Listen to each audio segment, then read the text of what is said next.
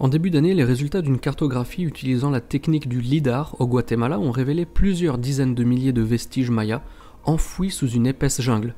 L'événement avait bien entendu été traité sur la chaîne et vous retrouverez le lien dans la description. 7 équipes internationales ont ensuite exploité toutes ces informations.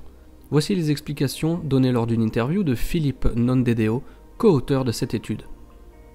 Avec la découverte de 60 000 structures archéologiques, la publication des premiers résultats LIDAR avait fait grand bruit au début de l'année 2018.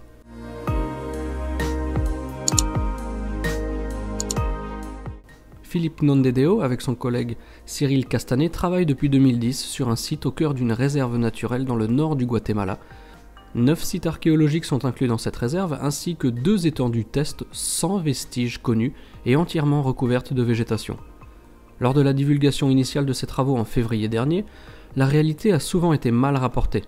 Nous ne sommes pas en présence d'un seul et immense site, mais d'un ensemble de sites différents. Les 60 000 structures archéologiques sont réparties sur des zones discontinuées, parfois espacées de plusieurs dizaines de kilomètres. De nouveaux résultats ont été publiés dans la revue Science et concernent les fouilles archéologiques en zone maya, se focalisant sur les centres-villes, les cœurs économiques et politiques des cités, où l'on trouve les pyramides et les principaux monuments. Or, ce serait comme étudier l'hypercentre des grandes villes françaises sans considérer les banlieues et les campagnes environnantes. La prise de recul et l'étendue du territoire couvert par le LIDAR offrent une vision très différente de la civilisation maya. Alors que les modèles traditionnels stipulaient que la population se concentrait dans ses épicentres et les zones résidentielles attenantes, on observe aussi une importante densité de population en périphérie lointaine dans des zones jusque-là considérées comme rurales.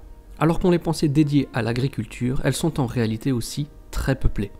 Avec autant de gens partout, cette découverte pose la question de savoir comment les Mayas subvenaient à leurs besoins en eau et en nourriture. Alors que la jungle recouvre aujourd'hui tout le secteur, cette étude souligne que le paysage était complètement exploité à l'époque maya avec des cultures en terrasse sur les collines et un système complexe de canaux.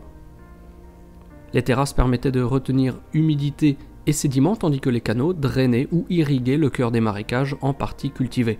Cela montre l'impressionnante capacité des Mayas à s'adapter à un environnement aussi hostile que la jungle et prouve leur grande maîtrise dans la gestion des ressources du milieu.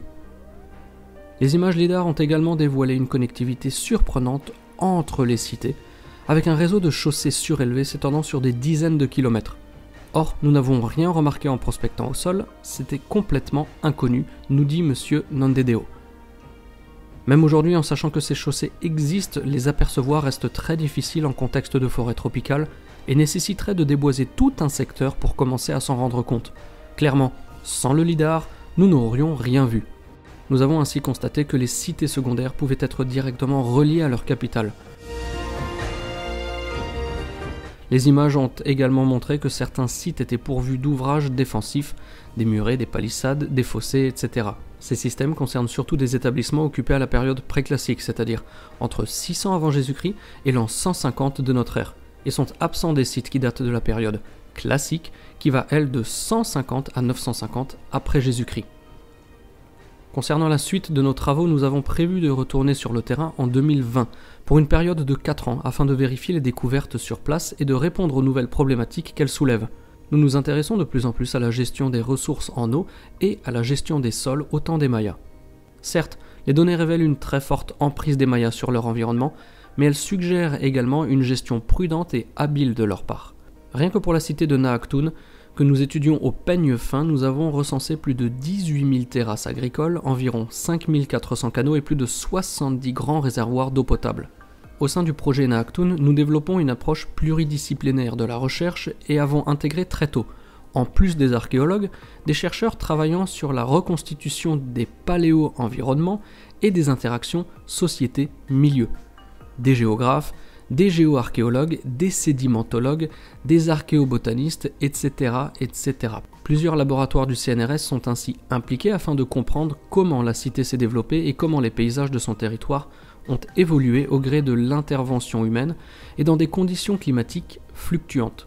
Cette recherche pluridisciplinaire s'est donc aussi appliquée à l'analyse LIDAR du territoire de Naactún, selon 2 approches complémentaires qui ont été menées conjointement. Les archéologues enregistrant tous les vestiges matériels, édifices, monticules, carrières, chaussées, etc., tandis que les environnementalistes repéraient les aménagements du paysage tels que les réservoirs, les digues, les canaux, les fossés, les champs surélevés et ainsi de suite. Avec cette nouvelle période d'analyse qui se tiendra de 2020 à 2024, nul doute que la jungle guatémaltèque saura nous livrer de plus en plus de clés sur la vraie histoire de cette région dont les peuples, nous le voyons déjà, étaient bien plus évolués et organisés que ce que l'on pensait initialement. En espérant que cette vidéo vous a plu, je vous remercie comme à l'accoutumée pour votre fidélité tout en vous donnant rendez-vous pour la prochaine mise en ligne. D'ici là, portez-vous bien et gardez la passion. Ciao ciao.